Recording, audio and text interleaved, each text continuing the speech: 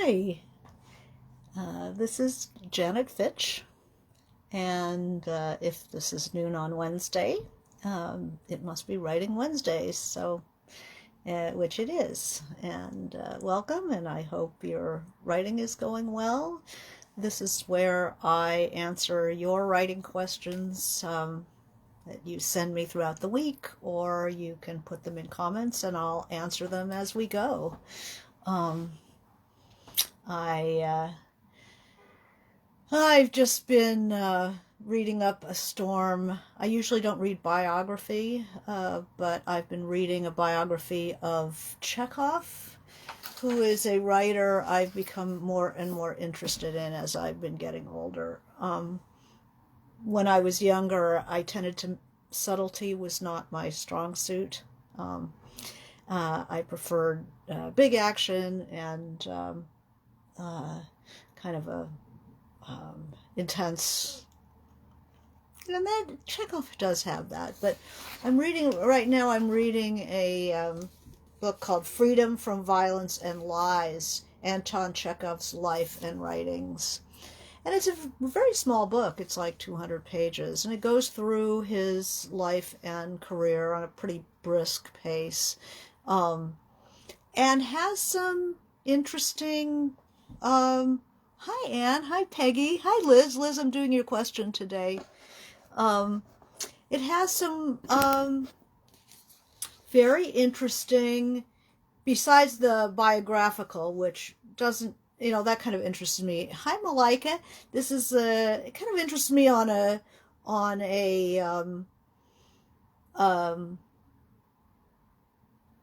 voyeuristic level, like, can I put together like who was his girlfriends, and evidently he was nowhere near the ascetic that we got from the Soviet era. He had several women going at the same time, and had ambivalent relationships with them. But insights into his writing process were very interesting. I mean, that's what interests me the most. And the stories are very subtle, but the reemergence of certain I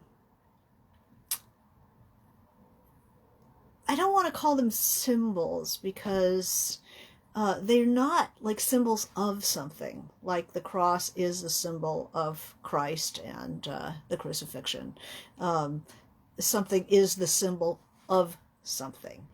And symbols or objects, or this recurrences, let's just say recurrences of images, like in Lowry, in Chekhov, they don't mean anything in particular.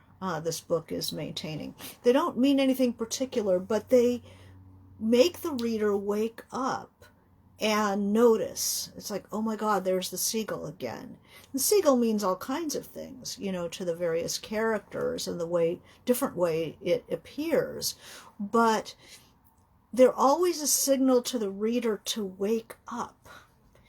The seagull's function in the play may be less to mean than to be remembered, a device Chekhov also uses at the level of characterization. Verbal and behavioral tics and petty obsessions often define his characters. So that's something that we all need to remember when we're developing our characters.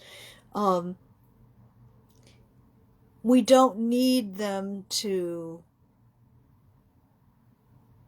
you don't need to tell us so much about them, but they have to be in a certain way that is memorable. The nervous tic, the repeated phrase, a character who says, as I always say, what a great verbal tic that is. But the seagull's function in the play may be less to mean, but to remember. That we remembered that there was the seagull had appeared in this part of the story, and in that part of the story in the play. Much like in Lowry, these images reoccur, and they take on maybe not meaning but gravity. Each time our attention is awakened each time. It's like, wow, hadn't I seen that before? The way repetition is used in this. Anyway, I'm really enjoying this. There was a little something I wanted to point out.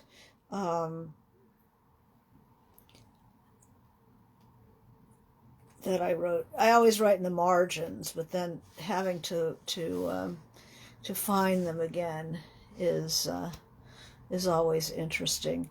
There's things that have to do with Chekhov, but things that also have to do with writing, and the way he approached writing.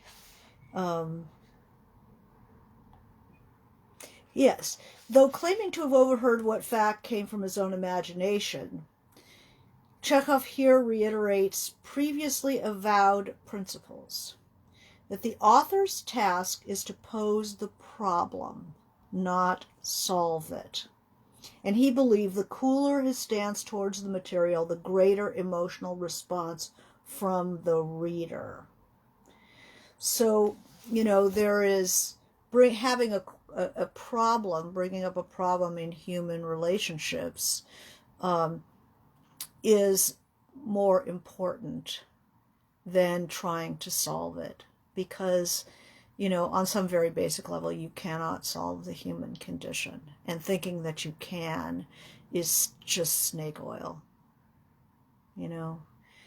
Thinking that you can with all the different methods we use to stave off fate, to be more sane, to be, all this stuff. You do not solve the human condition.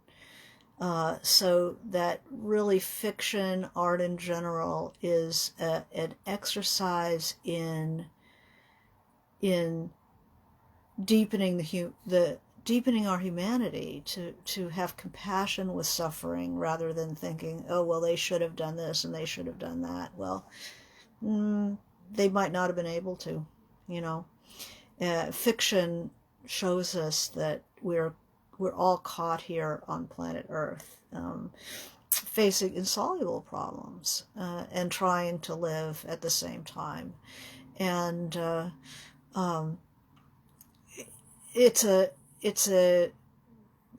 I think it is probably a peculiarly American problem, that we want to solve all the problems. We think we can solve all the problems. That's why we're kind of at sea right now, when there's so many problems that it's Niagara Falls. Whereas a point of view more like Chekhov's is that, this is the human condition. And there are problems that are insoluble, and then what? And how do we live with that? How does it bring out our character? How does it put pressure on us, and in what ways? Hey, Roberta. Hi, Grant. Hi, it's C. David Smith, so C. David. I have questions today about doorways. I'm going to answer this question, Grant's question, first. As you wrote your Russian novels, The Chimes of a Lost Cathedral and The Revolution of Marina M., did you write your first drafts from beginning through end, or did you write sections jumping around like shooting a dramatic film? For the most part, I followed the timeline of the Russian Revolution. So I was writing historical. I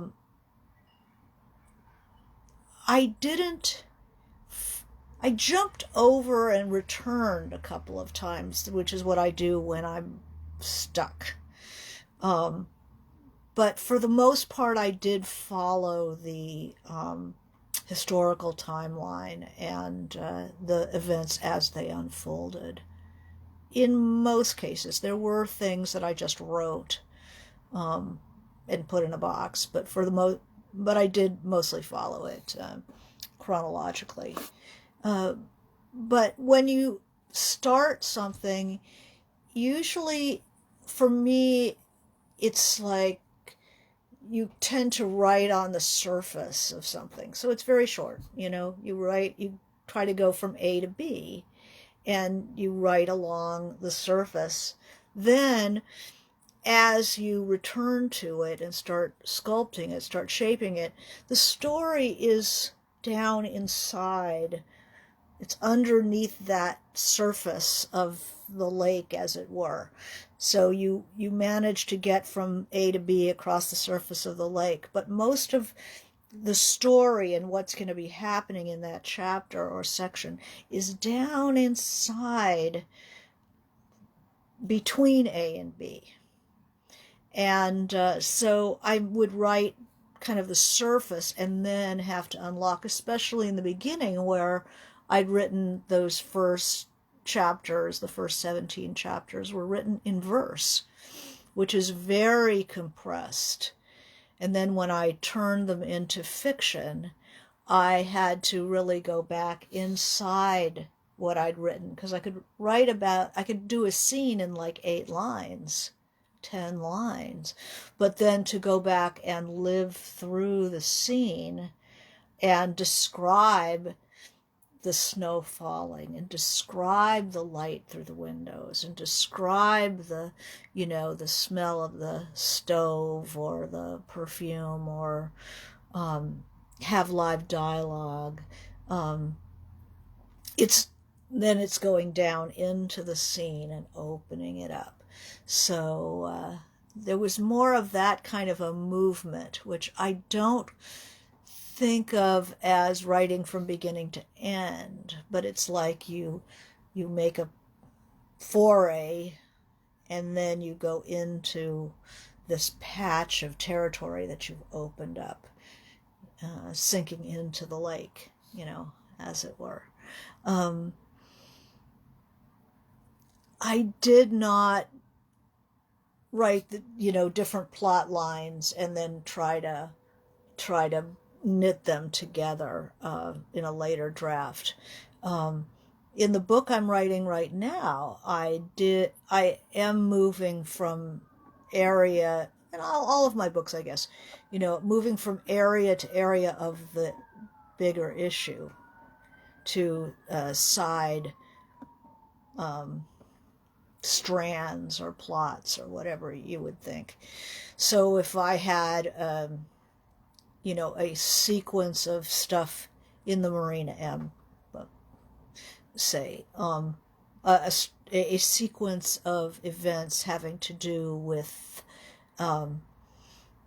Varvara, or the Bolshevik, and I would maybe move to at least a chapter of something else, of familial things or romantic things, because you want to vary, you want to change it up.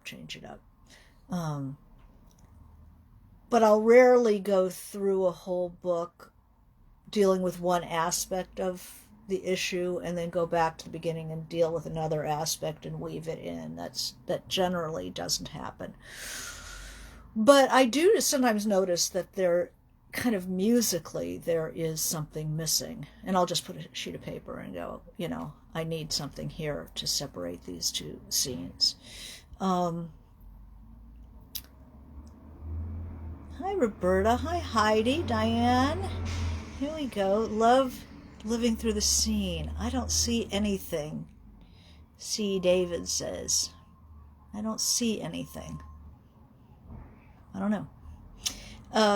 So anyway, I thought today I have a question from Liz Collins. I'm glad you're here. Hi, MJ. Here's a question. I would love to hear your perspective on balancing backstory and front story. Well, the brief answer is the front story is your story, and the backstory exists to inform the front story. So if we don't need to know the backstory to understand the story that we're reading, then you don't need it. So that's how you think about backstory. Do I need it to explain what's going on? Does the reader need to know about that time that she had the blow up with her grandmother to understand the scene right now of her difficulty with her teacher? If yes, then something will call it to mind and she will remember it for us. And then we go, oh yeah, see, now I understand why she's having the reaction she's having. If she's just eating her tuna sandwich at lunch, you don't need the scene with the grandmother. So think about what you need for the book, what you need for the scene that you are working on right now. That's why working on scenes is so important. So you can get a sense of what backstory you need, what you don't need. You don't need to have a whole backstory chapter unless, we're going to talk about doorways, and backstory will have something to do with that as well. If you need to understand the backstory to understand the front story, that's your rule of thumb. If you're going to do a big hunk of backstory in a live scene, make sure to keep coming back up to the scene. You're sitting there having a cup of coffee in the diner thinking about the time that your mother left you at the gas station as a kid. And there's got to be some reason that propels the character to thinking about that story. And then from time to time, bring us back into the present. Have somebody pour your coffee, or somebody comes in, and says hi. Bring us back to the present story, and then go back. Keep the present alive.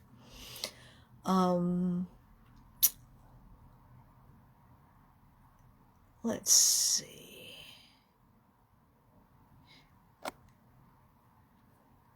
Partly because showing cultural code and incident. I don't quite know what that question is, MJ. Perspective on balancing length of backstory. And your reader wants to know about the present story. There isn't as much suspense in backstory. So if I have a character if I have something lively that happens, I would not want to report it as backstory. I'd want to see it. So you think about, say, I've had a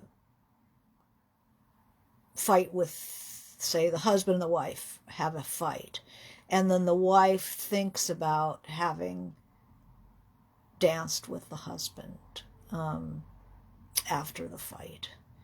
She thinks about it. I'd rather see it. So think about the present story being your story and see how much you can do in the present. And then cultural code and incident.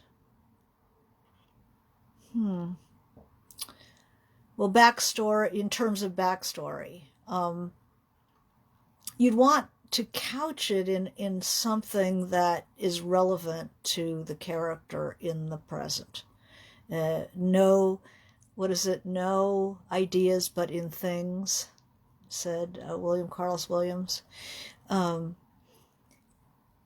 Liz says, if half your story is in the past, is it still called backstory? Well, half is kind of a tricky proportion. You have to ask yourself, is the story about the backstory, or is it about the front story?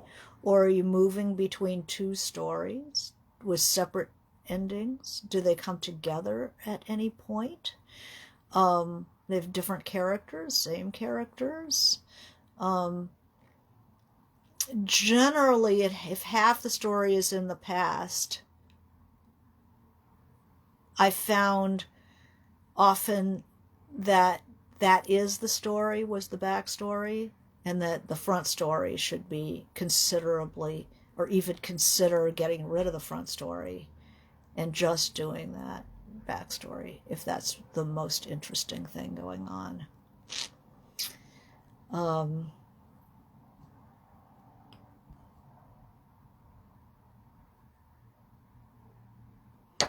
right, well, let's look at this. So Liz writes, enjoying writing Wednesdays, thank you. Taken a couple of my classes, Scene and Story and the Art of the Sentence. So here's a question. In Scene and Story, you said don't set up a doorway and then walk around the door.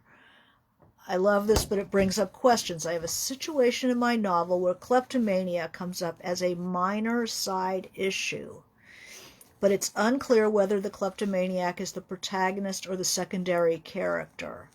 Is that a door I need to be sure to eventually walk through, or can I leave it as an unanswered question?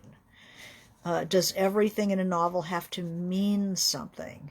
Okay, well, this is such an interesting question because we were just talking about, does everything in a novel have to mean something? Let's start at the end and work forward, okay? Everything in a novel has to have a reason for being there. So what does a novel mean? What does life mean? I don't know. But it's just, it needs to be all connected. It's an organic body. Say, think of an organic body. You don't want somebody like carrying around this dead arm. And there can be arms, but make sure that they're connected in some way. That is not just like this dead arm I'm carrying around. Novels, parts of novels echo each other. They show different aspects of the same issue, the same problem, in a subtle way. You have to, and usually that's like, sometimes you just make a huge mess and then you say, well, what does this particular part have to do with the rest of the book? And you sit there and scratch your head and think about it a lot. And then once you sort of see it, it's almost like being the psychoanalyst of your own novel. It's your novel's lying on the couch and you're going, well, how do you see this fitting in with the rest of the book? And you'll start to see, oh yeah, see, this is kind of the shadow side of this.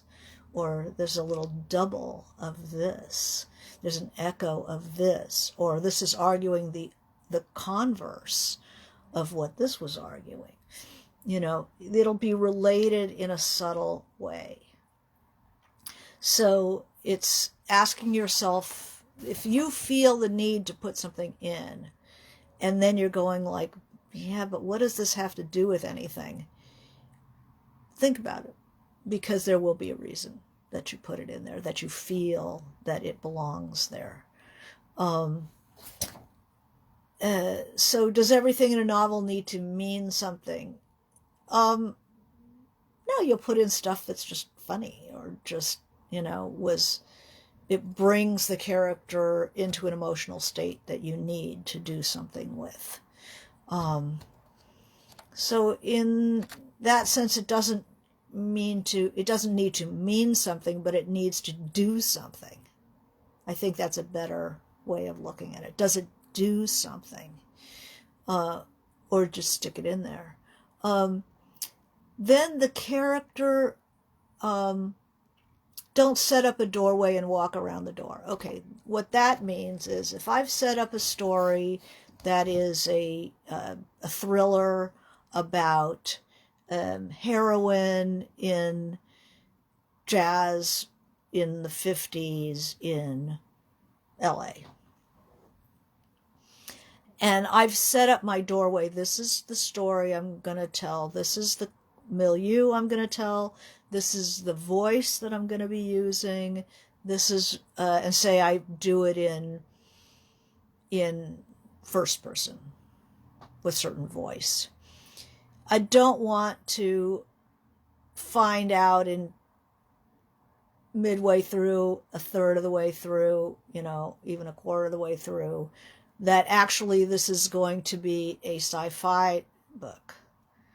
Suddenly aliens, or suddenly it's a romantic comedy. It's like you set up so your doorway, your beginning is you're setting up a kind of an agreement with the reader of what kind of a book it's going to be, who's going to be telling it, what's the voice, what's the rhythm, what's the milieu, what you're cutting out the territory.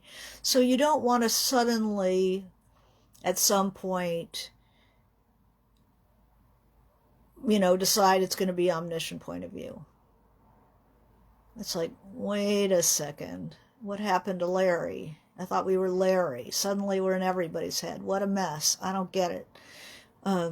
It's an agreement with the reader of how you are going to tell your story, and what kind of a story it is. Like one of the books I just was so frustrated with was a book that began as a psychological thriller. It's a pretty famous European novel. It started out as a psychological thriller, and then somewhere in there it became like a run around, shoot 'em up thriller. And I was so disappointed because I had become invested in the book that was based on characters and psychology, not running around shooting things up. I think that's a real failure of the book. And, that's what I mean by walk through the door that you built. If you built a psychological thriller set in, this country, this city, this milieu, using this kind of a voice, then do it. Don't change the channel on us, So the question is, it brings up questions. I have a situation in my novel where kleptomania comes up as a minor side issue.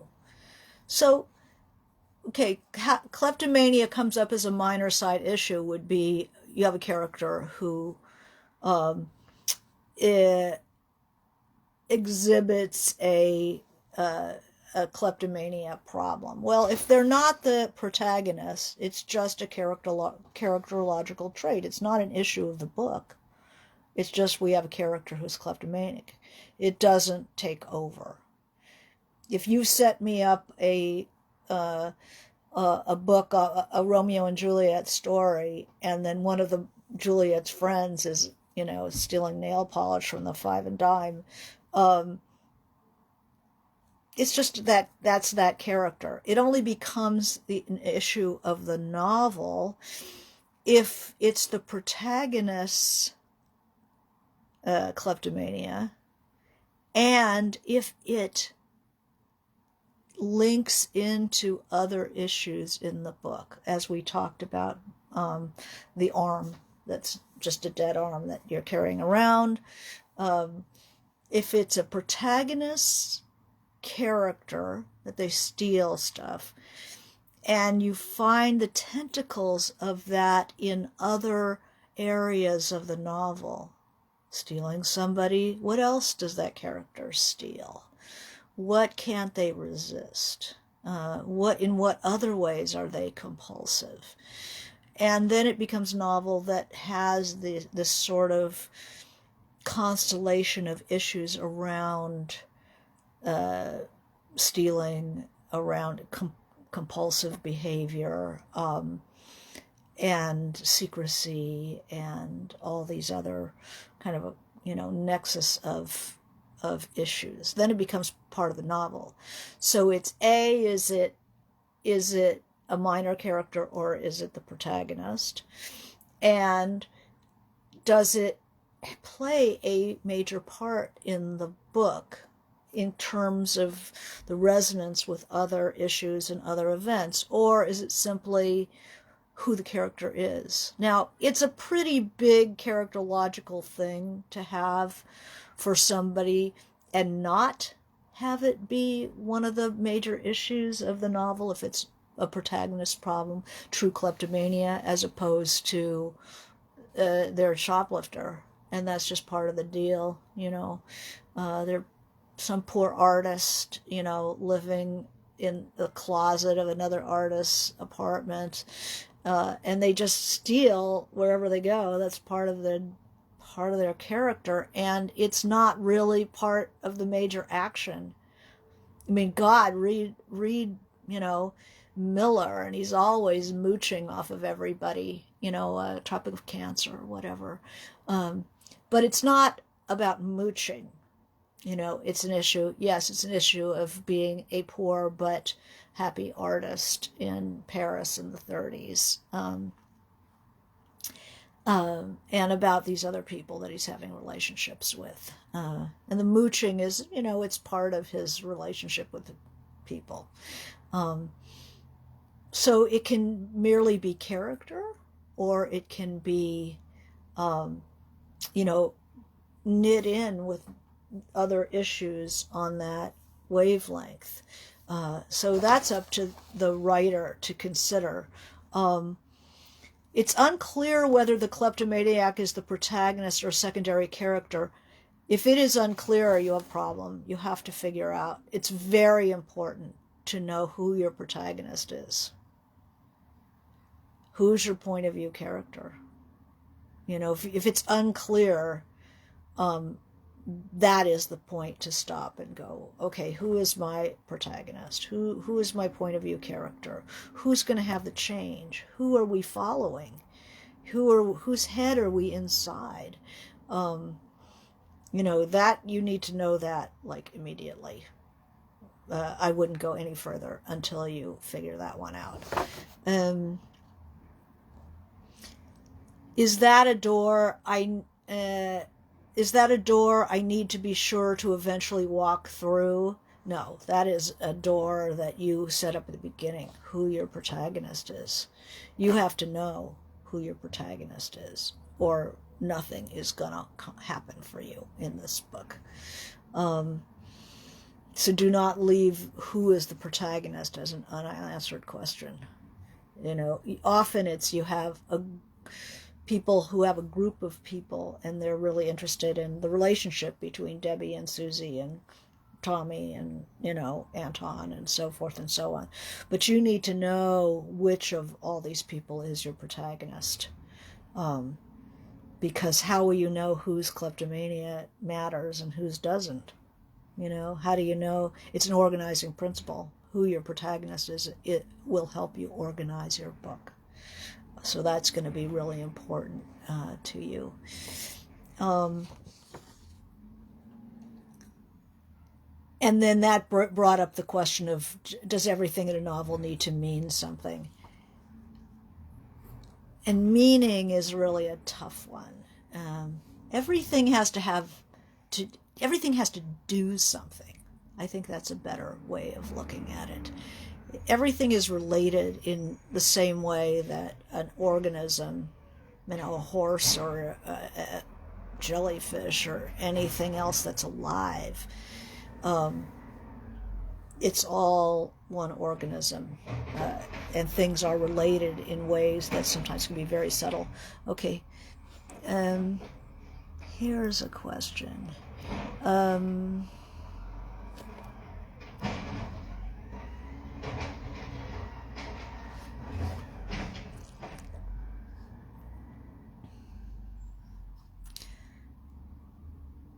Okay, come on.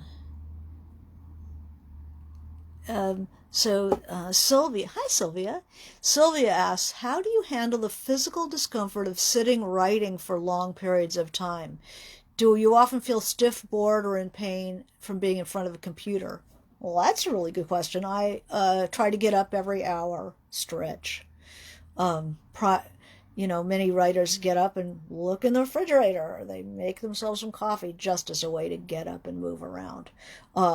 Don't sit for more than an hour at a time. That's Get up, even 5 minutes. You put it on your clock. You work for 50 minutes and then get up for at least 5 and stretch and move around.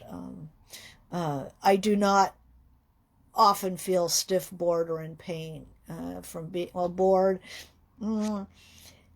There's a little more anxiety than just boredom usually when I can't think of anything.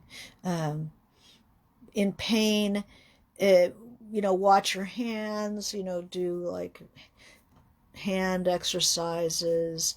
Don't, if you tend to pound on your computer, try to see if you can lighten it up, because that shock is really bad for the hands. Note how you're sitting, is the computer at the right height? Is the screen at the right height? Are your feet on the floor? What's your posture like, your chair, all that stuff. Very important. No, I do not feel stiff. You get stiff and then you get up and stretch and move. Very important to do.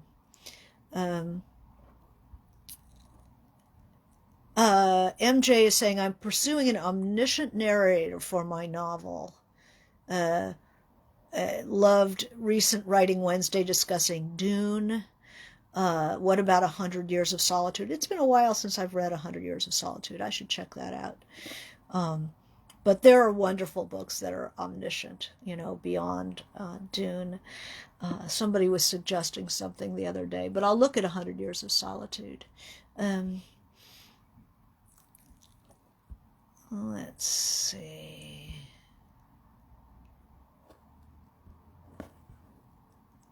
The Power and the Glory, also omniscient. Would like to find novels in 20th century for reference outside the Western canon. So, yeah, definitely. The Devil All the Time, Heidi says. That's good to know. And I'll be thinking about it. I've been thinking about putting a weekend workshop together on point of view. So this would be really good stuff for me too. Let's see, we have a little more time. Is there anything else I can help you with? What books have disappointed you as far as starting out with one idea and then kind of changing the deal on you halfway through or a quarter of the way through?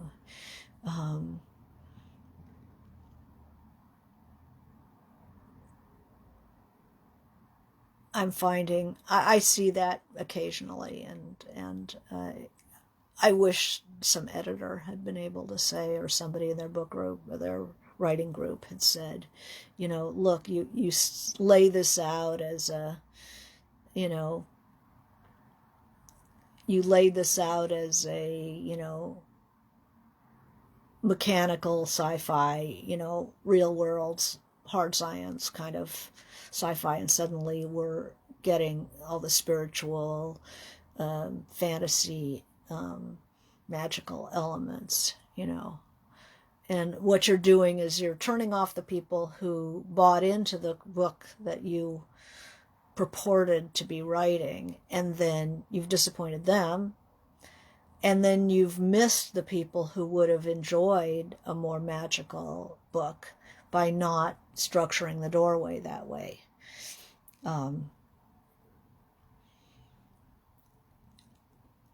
It's like a house that the front door is all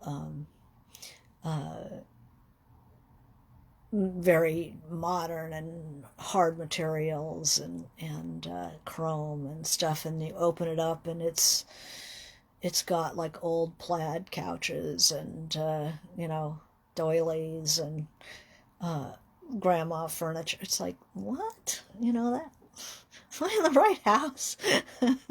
So that's what you want to avoid. It's like, am I in the right house? This was not quite what you...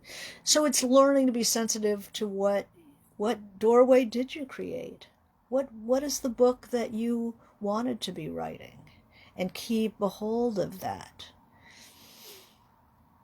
So Grant says, I find it fascinating that my Russian novels started out with verses versus prose, and then developed into novels.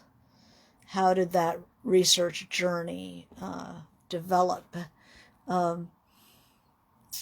I wanted, because my character was a poet, I wanted to write a novel in verse. I find novels in verse fascinating.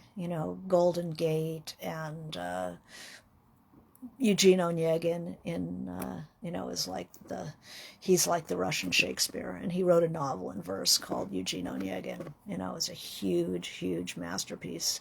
But a lot of people are writing novels in verse now because young adult novels. There are a lot of young adult novels written in verse.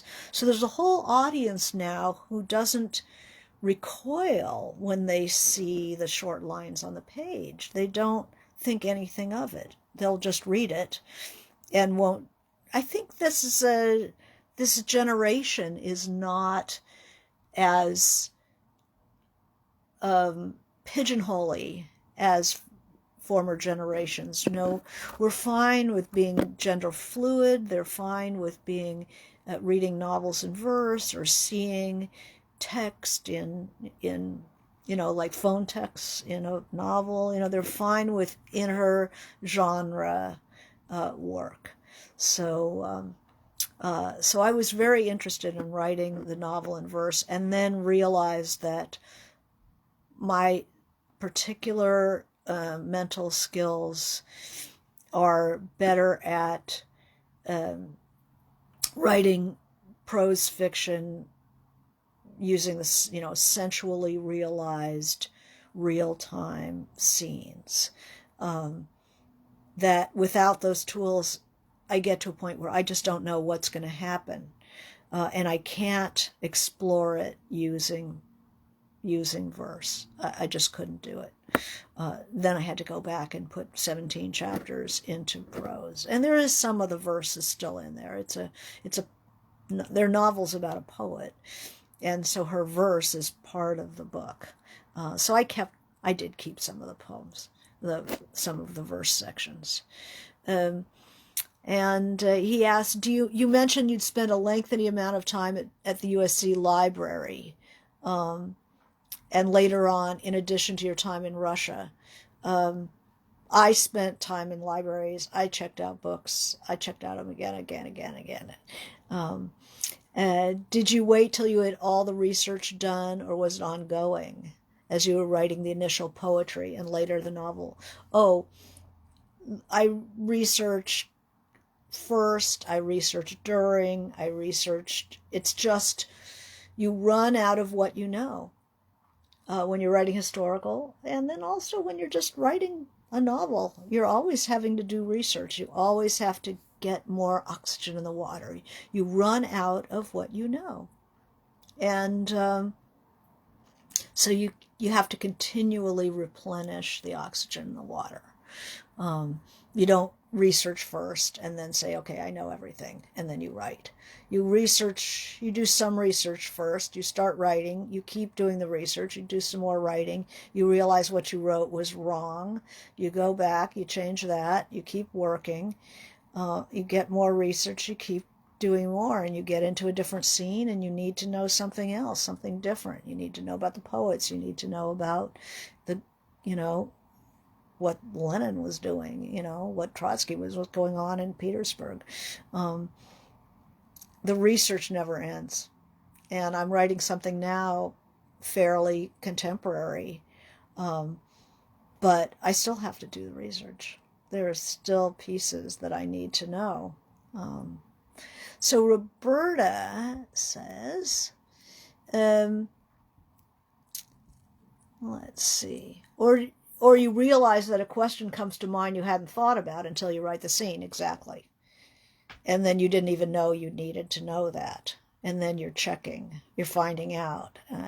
You write a scene, an interaction between people, and then you go, oh, I've never been in that situation, but I know somebody who was, or maybe somebody I know who knows somebody who was, and then you can contact them.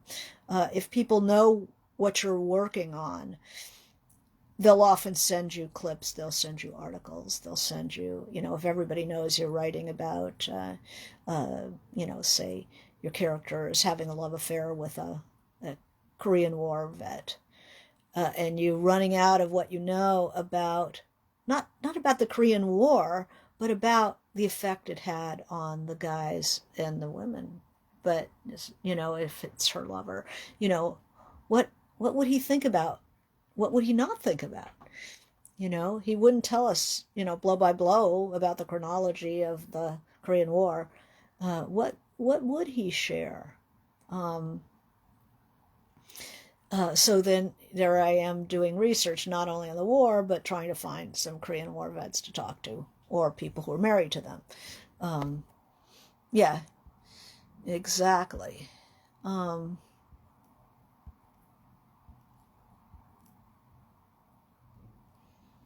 So the research never stops. Always question yourself. Always push yourself to be more specific. More specific, more specific. Not just any Korean War vet, but this guy. What did he do in the war? Not everybody carried a gun. Not everybody did the same thing in a platoon. Everybody did something else. Everybody had their specific jobs. Some people were lousy at them. Some people were really good at them. Some people had interpersonal conflicts. So Steve, hi Steve, asks, in my novel early on, there is the element of the supernatural. I didn't want to overemphasize it, but it's an important aspect. A first reader who I respect just read my manuscript and said the supernatural could have been more evident. Yeah. Okay, that's what I mean by building the doorway. Make sure that at the beginning there are elements that suggest that the supernatural is going to be part of this thing. I think that it's building that doorway, that this is something that's possible, even if it's somebody reading a ghost story or, little something, or superstition, a little something like that, that if you put a hat on the bed that, somebody will come to the door or whatever. Set that up. That's going to be a possibility. Or if the person is an unbeliever, often in traditional literature that will be the doctor, who doesn't believe in this kind of nonsense. Then you have the somebody will maybe relate a story like that, and the doctor will go, oh, this peasant, just superstition. So you want to set it up. You just want to make sure that so that when you want to use supernatural elements, the reader is prepared and won't go, where did that come from? That's not the agreement. That's not the story that I thought I was going to be reading. So make sure that you set it up.